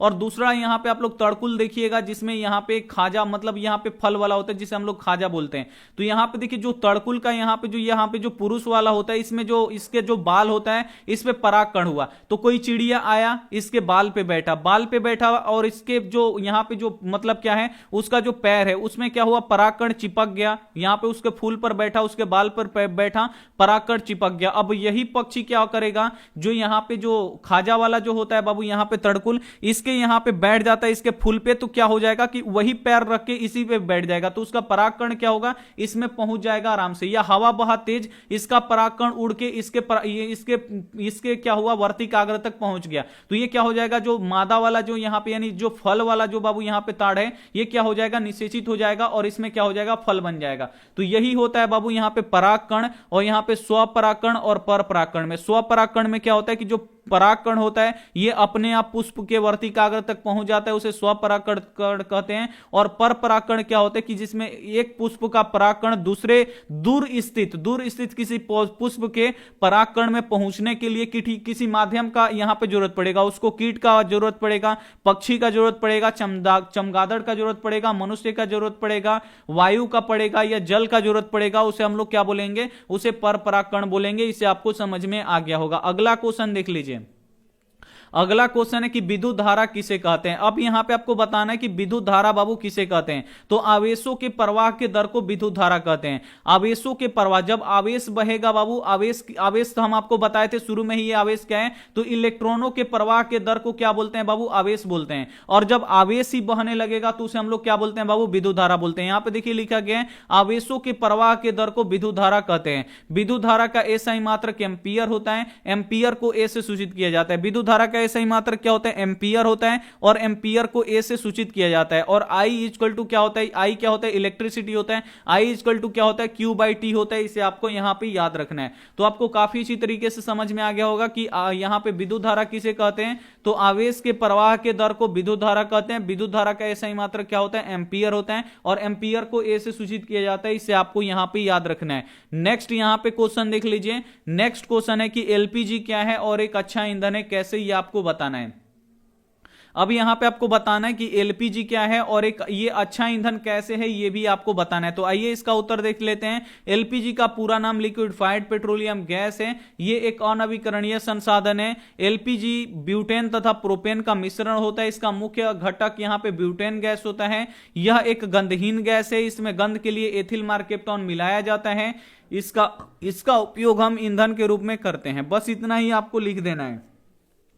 जो कहानी आपको पता है बस आपको लिख देना है। क्या लिखना है बाबू? तो एलपीजी का पूरा नाम क्या होता है? तो लिक्विफाइड पेट्रोलियम गैस होता है, यहां पे लिख दिया गया है। और ये एक अनवीकरणीय संसाधन है। बिल्कुल ये एक अनवीकरणीय संसाधन है, क्योंकि इसका हम निकाल के उपयोग कर रहे हैं, तो आने वाले समय में ये क्या हो जाएगा, एक दिन खत्म हो जाएगा। तो ये अनवीकरणीय संसाधन है। एलपीजी ब्यूटेन तथा प्रोपेन का मिश्रण होता है। जो एलपीजी गैस होता है ये किन गैसों से मिलकर बना होता है बाबू? तो ये ब्यूटेन तथा प्रोपेन गैसों से मिलकर बना होता है। इसका मुख्य घटक बाबू ब्यूटेन गैस होता है। एलपीजी का मुख्य घटक कौन सा गैस होता है? तो ब्यूटेन गैस होता है। यह एक गंधहीन गैस है। एलपीजी जो होता है बाबू इसमें गंध नहीं पाया जाता है, तो इसमें गंध के लिए एथिल मार्केप्टॉन मिलाया जाता है और इसका उपयोग ईंधन के रूप में किया जाता है। अब एलपीजी का गुण देख लीजिए। एलपीजी गैस का उष्मीय मान अधिक होता है बाबू। एलपीजी जितना भी गैस होता है उसका जो उष्मीय मान होता है सबसे अधिक होता है। यह धुआं रहित होता है। जब हम एलपीजी को जलाते हैं बाबू तो इसमें से धुआं निकलता है? धुआं बिल्कुल नहीं निकलता है। जब कोयला और लकड़ी जलाएंगे तो इसमें से धुआं निकलेगा, लेकिन यहां पे देखिए जो एलपीजी हम लोग जलाते हैं तो इसमें किसी भी प्रकार का धुआं नहीं निकलता है। तीसरा देखिए एलपीजी को जलाने पे कोई विषैला पदार्थ नहीं निकलता, और एलपीजी को जब हम जलाते हैं तो इससे कोई भी विषैला पदार्थ नहीं निकलता है। चौथा देखिए कि एलपीजी सस्ता होता है, और जो एलपीजी होता है बाबू ये सस्ता होता है। तो ये एलपीजी का गुण है, इसे आपको याद रखना है। इसलिए जो एलपीजी है ये एक अच्छा ईंधन है। अगला क्वेश्चन यहां पे देख लीजिए। अगला क्वेश्चन यहां पे लगाते हैं बाबू। 20 नंबर क्वेश्चन आता है लिखने के लिए कि जीवाश्म ईंधन से आप क्या समझते हैं। तो जीवाश्म ईंधन क्या है बाबू? मान लीजिए कि यहां पे एक जंगल है, यहां पे एक जंगल है, यहां पे कुछ जंगल है, पेड़ पौधे हैं, और यहां पे आदमी भी रहते। कोई कारण आया बाबू, जमीन फट गया या भूकंप आ गया तेजी से, इसमें ये क्या हो गए, दब गए। अब दब गए तो इसमें मिट्टी चढ़ गया और ये जमीन के अंदर चल गए। अब जमीन के अंदर चले गए तो इसका मतलब क्या हुआ कि अगर टेम्परेचर नियत ताप और दाब पर करोड़ों वर्ष लाखों वर्ष पूर्व क्या हो जाएगा, ये सड़ेगा गलेगा नहीं, ये क्या हो जाएगा, ये बन जाएगा हमारा जीवाश्म ईंधन बन जाएगा। जैसे कोयला और पेट्रोलियम यहां पे बन जाएगा। कोयला किससे बनता है बाबू? तो जो पेड़ पौधे होते हैं उससे कोयला बन जाता है। और जो यहां पे प्राकृतिक गैस हो गया, पेट्रोलियम गैस हो गया, तो ये जीव जंतुओं से क्या होता है, पेट्रोलियम और प्राकृतिक गैस यहां पे बन जाता है। तो ये अगर मान लीजिए कि यहां पे पृथ्वी पर कहीं पे यहां पे जीवन है, पेड़ पौधे हैं, बहुत सारा जंगल है, और उसके बाद यहां पे इसमें भी लोग भी रहते, किसी कारणवश ये दब गया, फट गया, इसके अंदर ये लोग चले गए, दब गए, तो यही क्या हो जाएगा बाबू, यहां पे यही लोग जीवाश्म ईंधन बन जाएगा। करोड़ों वर्ष दबे रहेंगे। नियत ताप और दाब अगर उसके अनुसार अगर टेम्परेचर मिल गया तो ये कोयला और प्राकृतिक गैस बन जाएगा। यहां पे देखिए लिखा गया कि जीवाश्म ईंधन से आप क्या समझते हैं और इसका निर्माण कैसे होता है। तो करोड़ों वर्षों तक पृथ्वी की सतह में गहरे दबे हुए पेड़ पौधे तथा पशुओं के अवशेष से प्राप्त ईंधन को जीवाश्म ईंधन कहते हैं। आपको समझ में आ रहा है कि करोड़ों वर्षों तक पृथ्वी की सतह में गहरे यानी नीचे अगर कोई पेड़ पौधा या पशु का अवशेष दब जाता है और नियत ताप और दाब पर क्या होता है कि ये ईंधन बन जाता है, और इसी ईंधन को क्या बोला जाता है, जीवाश्म ईंधन बोला जाता है। जैसे कोयला हो गया, पेट्रोलियम हो गया, ये सभी क्या है, जीवाश्म ईंधन है। आपको काफी अच्छी तरीके से समझ में आ गया होगा। अगला यहां पे क्वेश्चन देखिए, क्वेश्चन आता है कि उत्तल दर्पण, अवतल दर्पण तथा समतल दर्पण के दो दो उपयोग लिखें। तो ये आपको आना चाहिए। आइए इसका उत्तर देख लेते हैं। उत्तल दर्पण के दो उपयोग निम्नलिखित है। यहां पे उत्तल दर्पण के सबसे पहले दो उपयोग देखेंगे। तो आइए इसका पहला उपयोग देखते हैं। उत्तल दर्पण का उपयोग मोटर गाड़ी के साइड मिरर के रूप में किया जाता है। उत्तल दर्पण का प्रयोग सबसे पहला कहां पे किया जाता है, तो मोटर गाड़ी के साइड मिरर के रूप में किया जाता है। दूसरा उपयोग कहां पे किया जाता है, तो उत्तल दर्पण का उपयोग किसी भी वस्तु का छोटा प्रतिबिंब बनाने में किया जाता है। उत्तल दर्पण का प्रयोग हम लोग कहां पे करते हैं, तो किसी भी वस्तु का छोटा प्रतिबिंब बनाने में करते हैं, क्योंकि जो उत्तल दर्पण होता है ये किसी भी वस्तु का छोटा प्रतिबिंब बनाता है। ये आपको समझ में आ गया। अवतल दर्पण के दो उपयोग जान लीजिए। यहां पे लिखा गया कि अवतल दर्पण के दो उपयोग निम्नलिखित हैं। पहला देख लीजिए, अवतल दर्पण का उपयोग दाढ़ी बनाने में किया जाता है। अवतल दर्पण का प्रयोग कहां पे किया जाता है, तो दाढ़ी बनाने में किया जाता है। दूसरा उपयोग देखिए, अवतल दर्पण का उपयोग चिकित्सा क्षेत्रों में भी किया जाता है। और अवतल दर्पण का उपयोग हम लोग कहां पे करते हैं, तो चिकित्सा क्षेत्रों में भी करते हैं। इसे आपको याद रखना है। तीसरा यहां पे देखिए, समतल दर्पण का दो उपयोग निम्नलिखित हैं। समतल दर्पण का उपयोग कहां पे करते हैं, तो समतल दर्पण का उपयोग अपना चेहरा देखने में किया जाता है, और इसका उपयोग ड्रेसिंग टेबलों में किया किया जाता है? देखिए समतल दर्पण का उपयोग हम लोग कहां पे करते हैं? तो अपना चेहरा देखने में करते हैं। और इसका दूसरा उपयोग जो होता है ये ड्रेसिंग टेबलों में किया जाता है। इसे आपको याद रखना है, शो के लिए। शो के लिए जो शीशा लगता है वो इसी का लगता है, समतल दर्पण का। इसे आपको याद रखना है। अगला यहां पे देखिए 22 नंबर क्वेश्चन काफी इंपॉर्टेंट है कि हाइड्रोकार्बन क्या है। यहां पे हाइड्रोकार्बन कितने प्रकार के होते हैं, नाम और उदाहरण सहित आपको यहां पे लिखना है। ठीक है, यहां पे बोल रहा है कि हाइड्रोकार्बन क्या है, तो आइए इसका उत्तर देख लेते हैं। हाइड्रोजन तथा कार्बन से बने यौगिक को हाइड्रोकार्बन कहते हैं। हाइड्रोकार्बन बाबू किसे कहते हैं? तो यहां पे देखिए हाइड्रोकार्बन किसे कहते हैं? तो हाइड्रोजन और कार्बन से बने यौगिक को हाइड्रोकार्बन कहते हैं। अब यहां पे देखिए जब कोई पदार्थ कार्बन और हाइड्रोजन से मिलकर बनेगा उसे हम लोग क्या बोलेंगे? हाइड्रोकार्बन बोलेंगे। तो हाइड्रोकार्बन दो प्रकार के होते हैं। अब यहां पे बोला है कि हाइड्रोकार्बन कितने प्रकार के होते हैं, तो बिल्कुल आपको उसी के तरीके से लिखना है। हाइड्रोकार्बन दो प्रकार के होते हैं। पहला होता है संतृप्त हाइड्रोकार्बन। आइए समझते हैं कि संतृप्त हाइड्रोकार्बन क्या है। तो यहां पर देखिए जिसमें कार्बन कार्बन परमाणुओं के बीच में एकल बंध होता है उसे संतृप्त हाइड्रोकार्बन कहते हैं। अब देखिए जिसमें कार्बन और कार्बन परमाणुओं के बीच में अगर सिंगल बॉन्ड होगा उसे हम लोग क्या बोलेंगे? हाइड्रोकार्बन। यहां पे संतृप्त हाइड्रोकार्बन बोलेंगे। यहां पर देखिए इन्हें एल्केन भी कहा जाता है। और जो संतृप्त हाइड्रोकार्बन होते हैं इसे एल्केन भी कहा जाता है। इसका सामान्य सूत्र CnH2n+2 होता है, जैसे मीथेन। जैसे यहां पे मीथेन हो गया, ये क्या होता है? कार्बन और कार्बन परमाणुओं के बीच में यहां पे कार्बन से यहां पे सिंगल बॉन्ड में यहां पे जुड़े होते हैं। तो आपको समझ में आ गया बाबू संतृप्त हाइड्रोकार्बन किसे कहते हैं? तो जिसमें कार्बन और कार्बन परमाणुओं के बीच में अगर सिंगल बॉन्ड होगा तो उसे हम लोग संतृप्त हाइड्रोकार्बन बोलेंगे। ऐसे हो गया। अब यहां पे देखिए दूसरा असंतृप्त हाइड्रोकार्बन किसे कहते हैं? तो जिसमें कार्बन और कार्बन परमाणुओं के बीच में द्विआबंध या त्रिआबंध पाया जाता है उसे असंतृप्त हाइड्रोकार्बन कहते हैं। अगर कार्बन कार्बन परमाणु के बीच में डबल बॉन्ड हो या कार्बन कार्बन परमाणु के बीच में अगर ट्रिपल बॉन्ड होगा तो उसे हम लोग क्या बोलेंगे? असंतृप्त हाइड्रोकार्बन बोलेंगे। इसे आपको याद रखना है। कार्बन परमाणु के बीच द्विबंध रहने पर हाइड्रोकार्बन एल्कीन कहलाता है। और यहां पे देखिए अगर तीन रहे, एल्कीन का सामान्य सूत्र क्या होता है? CnH2n होता है। इसे आपको याद रखना है। और एक एल्काइन होता है जो कार्बन कार्बन परमाणु के बीच में ट्रिपल बॉन्ड होता है, उसे एल्काइन कहते हैं। और कार्बन कार्बन परमाणु के बीच में दो होगा तो उसे हम लोग एल्किन कहते हैं। और जो ट्रिपल बॉन्ड होता है उसे एल्काइन कहते हैं। और एल्काइन का यहां पे सूत्र क्या होता है? तो CnH2n-2 होता है। इसे आपको यहां पे याद रखना है। चलिए नेक्स्ट क्वेश्चन अब देख लीजिए।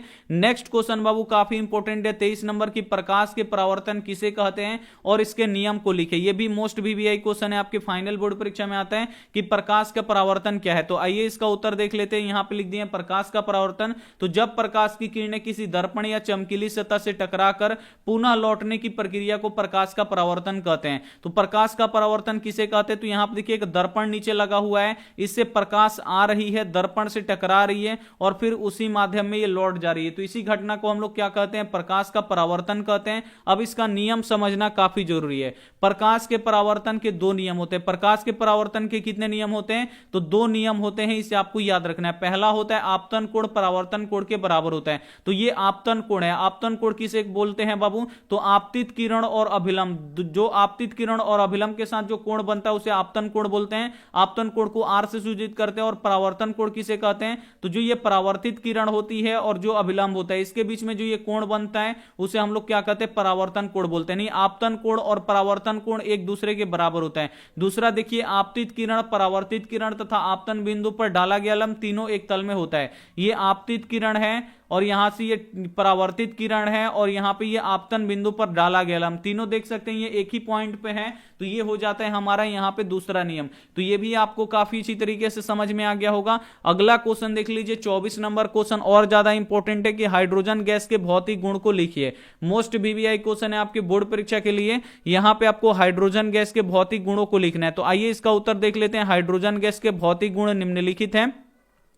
पहला देखिए यह रंगहीन एवं गंधहीन एवं स्वादहीन गैस है। बाबू हाइड्रोजन गैस कैसा गैस है बाबू? तो जो हाइड्रोजन गैस है ये रंगहीन गैस है, गंधहीन गैस है। रंगहीन का मतलब क्या हुआ कि इसमें रंग नहीं पाया जाता है। गंधहीन का मतलब क्या हुआ बाबू? इसमें गंध नहीं पाया जाता है। और ये स्वादहीन है, यानी इसमें स्वाद भी नहीं पाया जाता है। दूसरा देखिए पानी में यह बहुत कम घुलता है। जो हाइड्रोजन गैस होता है ये पानी में बहुत कम घुलता है, इसे आपको याद रखना है। तीसरा देखिए यह अति ज्वलनशील गैस है। जो हाइड्रोजन गैस होता है बाबू ये अति ज्वलनशील गैस होता है, इसीलिए हाइड्रोजन को हम लोग भविष्य का ईंधन भी कहते हैं। इसे आपको याद रखना है, काफी इंपॉर्टेंट क्वेश्चन है। अगला अब यहां पे देख लीजिए, ये वायु से बहुत ही हल्का होता है। जो हाइड्रोजन गैस होता है ये वायु से बहुत ही हल्का होता है, और देखिए यह लिटमस पत्र के प्रति उदासीन होता है, यानी ये अम्ल क्षार कुछ भी नहीं है, स्वादहीन है, रंगहीन है, गंधहीन है। स्वाद जब इसमें है ये नहीं है, यानी खट्टा मीठा ये लगेगा ही नहीं, तो लिटमस पत्र को ये प्रभावित नहीं करेगा। तो यह लिटमस पत्र के प्रति उदासीन होता है, यानी उसमें ये कुछ भी नहीं बताता है। इसे आपको यहां पे याद रखना है। तो आपको समझ में आ गया होगा कि हाइड्रोजन के भौतिक गुण कौन कौन से हाइड्रोजन गैस के। तो जो हाइड्रोजन गैस होता है ये रंगहीन होता है, इसमें रंग नहीं पाया जाता है, इसमें गंध नहीं पाया जाता है, और ये स्वादहीन होता है। दूसरा, ये पानी में बहुत कम घुलता है। तीसरा, ये अति ज्वलनशील होता है, इसीलिए इसे भविष्य का ईंधन भी कहा जाता है। जब हमारा एलपीजी खत्म हो जाएगा तो इसी का प्रयोग होगा। अगला यहां पे लिखा गया, वायु से बहुत ही हल्की होती है, और ये लिटमस पत्र के प्रति उदासीन होता है, यानी लिटमस पत्र पर इसका कोई भी प्रभाव नहीं पड़ता है। लिटमस पत्र को ये लाल और नीला नहीं करता है। अगला यहां पे क्वेश्चन है कि एक्वा रेजिया क्या होता है, विवरण दे। अब यहां पे आपको बताना है कि जो एक्वा रेजिया होता है बाबू, ये क्या होता है आपको बताना है। तो आइए इसका उत्तर देख लेते हैं। एक्वा रेजिया 3:1 के अनुपात में सांद्र हाइड्रोक्लोरिक अम्ल और नाइट्रिक अम्ल का मिश्रण होता है, जो सोने को गला सकता है। जबकि यहां पे देखिए, जबकि दोनों में से किसी एक अम्ल के अकेले यह क्षमता नहीं है। अब यहां पे आपको समझना पड़ेगा कि एक्वा रेजिया क्या है, ये आपकी फाइनल बोर्ड परीक्षा में आता है। तो एक्वा रेजिया जो होता है ये 3:1 के अनुपात में होता है। और कौन 3 अनुपात में होता है, कौन 1 अनुपात में होता है। तो एक्वा रेजिया 3:1 के अनुपात में होता है, जिसमें सांद्र हाइड्रोक्लोरिक अम्ल ये 3 के अनुपात में होता है, एवं सांद्र नाइट्रिक अम्ल यानी HNO3 किसमें होता है। तो HNO3 ये 1 के अनुपात में होता है। जब हाइड्रोक्लोरिक अम्ल यानी HCl 3 का अनुपात लेंगे, और यहां पे नाइट्रिक अम्ल कितना लेंगे, तो यहां पे 1 के अनुपात लेंगे। जब मिलाएंगे बाबू तो ये 3:1 में क्या बन जाएगा, हमारा अम्ल राज बन जाएगा, यानी एक्वा रेजिया बन जाएगा। तो यहां पे लिखा गया एक्वा रेजिया 3:1 के अनुपात में सांद्र हाइड्रोक्लोरिक अम्ल और सांद्र नाइट्रिक अम्ल का एक मिश्रण है, जिसमें सोना गल जाता है। बाबू सोना किसी में भी नहीं गलता है, ये आपको याद रखना है। लेकिन जो सोना होता है ये कहां पे गलता है, तो ये एक्वा रेजिया में गलता है, इसे आपको याद रखना है। और दोनों में से किसी एक अम्ल की ये क्षमता नहीं है। अब बाबू दोनों में से कोई एक अम्ल चाहेगा कि एक्वा रेजिया बन जाए या सोना को अपने में घुला दे, तो ऐसा नहीं होगा। जब दोनों अम्ल मिलेगा तब ये प्रबल अम्ल बनेगा, एक्वा रेजिया बनेगा, और वो क्या करेगा, सोना को भी अपने में घुला लेगा। इसे आपको याद रखना है। अगला क्वेश्चन देख लीजिए। अगला क्वेश्चन है कि गैल्वेनीकरण से आप क्या समझते हैं। यार गैल्वेनीकरण किसे कहते हैं, एक ही क्वेश्चन है। क्वेश्चन आ जाएगा कि गैल्वेनीकरण से आप क्या समझते हैं, या गैल्वेनीकरण क्या है। तो आइए इसका उत्तर देख लेते हैं। लोहे की बनी वस्तुओं को पिघले हुए जिंक में डुबा देते हैं, या विद्युत विधि के द्वारा लोहे पर बारीक जिंक की परत चढ़ाने की प्रक्रिया को गैल्वेनीकरण कहते हैं। अगर मान लीजिए यहां पे लोहा है, अगर इसको जंग से बचाने के लिए क्या करेंगे कि यहां पे जिंक का यहां पे बहुत सारा यहां पे तरल पदार्थ रखा गया, तो लोहा को इसमें डुबा देंगे और डुबा के निकालेंगे, तो इस पे जिंक की पतली पतली परत चढ़ जाएगी। तो इसे हम लोग क्या बोलेंगे बाबू, तो यहां पे गैल्वेनीकरण हो गया। या विद्युत के द्वारा क्या करेंगे, लोहे पर क्या करेंगे, इस पे पॉलिश लगा देंगे जिंक के। यानी कहने का मतलब है कि लोहे पर जिंक के पतली परत चढ़ाने की प्रक्रिया को ही क्या बोला जाता है, गैल्वेनीकरण बोला जाता है। इसे आपको याद रखना है। और गैल्वेनीकरण क्यों किया जाता है, क्योंकि जो लोहा है या कोई भी धातु है वो सुरक्षित रह सके। अगला क्वेश्चन देखिए कि आघातवर्धनीय तथा तन्य का अर्थ बताइए। अब यहां पे आपको बताना है, ऐसे भी क्वेश्चन आ सकता है कि आघातवर्धनीय क्या है और तन्यता क्या है, ये आपको बताना है। तो आइए इसका उत्तर देख लेते हैं। सबसे पहले समझते हैं कि आघातवर्धीय क्या है या आघातवर्धनीय क्या है। तो धातुओं को हथौड़े से पीटकर पतली चादर बनाई जाती है, और धातुओं के इसी गुण को आघातवर्धनीय कहते हैं। धातुओं को क्या किया जाता है, पीट पीट कर पतले चादर में परिवर्तित किया जाता है, पतले चादर में बना दी जाता है। और धातुओं का जो यही गुण होता है इसे ही क्या बोला जाता है बाबू, आघातवर्धनीय बोला जाता है। अगला क्वेश्चन देखिए, तन्य या तन्यता किसे कहते हैं। तो धातुएं तन्य होती हैं, अर्थात धातुओं को खींचकर तार बनाया जा सकता है। जो बाबू धातुएं होती हैं ये तन्य होती है। तन्य का मतलब अगर किसे खींचा जाए गर्म करके तो ये लमड़ने लगती है। तो यहां पर देखिए धातुएं तन्य होती हैं। तन्य का अर्थ होता है धातुओं को खींचकर तार यहां पे बनाया जा सकता है। ये भी आपको समझ में आ गया होगा। अगला यहां पे क्वेश्चन देखिए कि मधुमेह के कुछ रोगियों को चिकित्सक यहां पे इंसुलिन का इंजेक्शन देकर क्यों जाती है। अब यहां पे आपको बताना है, साफ साफ अगर क्वेश्चन पढ़े तो क्वेश्चन यही कह रहा है कि जो किसी व्यक्ति को इंसुलिन हो जाता है यानी शुगर हो जाता है, तो उस पर जो रोगी होते हैं उसको चिकित्सक के द्वारा यहाँ पे इंसुलिन के इंजेक्शन क्यों दिए जाते हैं? तो बाबू हमारे शरीर में जो इंसुलिन पाया जाता है ये चीनी का पाचन करता है, चीनी का पाचन करता है हमारे रक्त में। तो देखिए जब हम इंसुलिन का जब हमारे शरीर में हार्मोन की कमी हो जाती है तो मधुमेह रोग हो जाता है। जब मधुमेह रोग हो जाएगा तो इसमें चीनी बढ़ते जाएगा, चीनी का पाचन नहीं करेगा और यह हमारे शरीर के लिए काफी हानिकारक है। तो इसमें क्या किया जाता है, इंसुलिन का बाबू सुई लगा दिया जाता है, यानी इंसुलिन बाहर से डाला जाता है। तो जब हम इंसुलिन को बाहर से यहां पे डाल देंगे तो जो इंसुलिन होगा ये चीनी की मात्रा को क्या करेगा, कम करेगा, लेवल करेगा और ये हमारे शरीर पे कोई भी हानिकारक नहीं डाल पाएगा। तो यहां पे देखिए लिखा गया है कि मधुमेह रोगी में अग्न्याशय ग्रंथि की कम सक्रियता के कारण इंसुलिन नामक हार्मोन कम मात्रा में स्रावित होता है, इसीलिए रक्त में शर्करा की मात्रा बढ़ जाता है। अतः इंसुलिन का इंजेक्शन देकर रोगियों की रक्त स्तर की शर्करा को नियंत्रित किया जाता है। यहां पे आपको समझ में आ गया कि क्या होता है कि बहुत लंबे समय तक या ज्यादा मीठा खाने से या ज्यादा मोटापा आने से क्या होता है बाबू की जो अग्न्याशय होता है ग्रंथि ये काम नहीं करता है, यानी बहुत ही कम सक्रिय रहता है, किसी किसी में काम भी नहीं करता है, कम सक्रियता होता है, जिसके कारण से इंसुलिन नामक जो हार्मोन होता है ये बहुत ही कम निकलता है। और जब कम निकलेगा बाबू तो ये चीनी का पाचन नहीं कर पाएगा और इसके कारण हमारे शरीर में रक्त की शर्करा यानी रक्त की यहाँ पे मात्रा जो शर्करा होता है यानी ग्लूकोज होता है इसका मात्रा बढ़ते जाएगा। तो इसीलिए यहाँ पे देखिए इंसुलिन का इंजेक्शन दिया जाता है। क्यों दिया जाता है बाबू? तो यहाँ पे रक्त की शर्करा को यहाँ पे नियंत्रित करने के लिए यहाँ पे दिया जाता है। अगला क्वेश्चन देखिए और ये आज का अंतिम क्वेश्चन है 29 नंबर की एथिलीन को पकाने, यहाँ पे देखिए एथिलीन को फल पकाने वाला हार्मोन क्यों कहा जाता है? अब यहाँ पे आपको बताना है कि जो एथिलीन होता है इसको फल पकाने वाला हार्मोन क्यों कहा जाता है। तो आइए इसका उत्तर देख लेते हैं। एथिलीन एक गैस के रूप में पाए जाने वाला हार्मोन है जो पौधे के तने के अग्रभाग में बनता है और विस्तृत होकर फलों को पकाने में सहायक होता है, इसीलिए फल पकाने वाला हार्मोन कहते हैं। जो एथिलीन होता है बाबू ये गैस के रूप में पाया जाता है और ये पौधों के तने भागों में बनता है, यानी अग्र भागों में बनता है। इसे आपको याद रखना है, तने के अग्र भाग में यानी सबसे आगे बनता है और ये विस्तृत होकर पूरे यहाँ पे पूरे पेड़ में फैलता है और जब फैलता है तो ये फलों के पास जाता है तो उसको पकाने में ये क्या करता है, सहायता करता है, इसीलिए क्या कहते हैं एथिलीन को फल पकाने वाला हार्मोन कहते हैं। तो यहाँ पे विज्ञान के बाबू 50 काफी महत्व यहाँ पे लगभग 30-29 यहाँ पे हुआ है, काफी इंपॉर्टेंट यहाँ पे लघुत्तरीय क्वेश्चन हम आपको बता चुके हैं और ये आपके फाइनल बोर्ड परीक्षा के लिए काफी महत्वपूर्ण है। तो इसमें से जो भी प्रश्न आपको याद ना होगा तो उसे प्लीज आप लोग नोटबुक पे लिख के जरूर याद कर लीजिएगा, बहुत ही ज्यादा इंपॉर्टेंट क्वेश्चन है।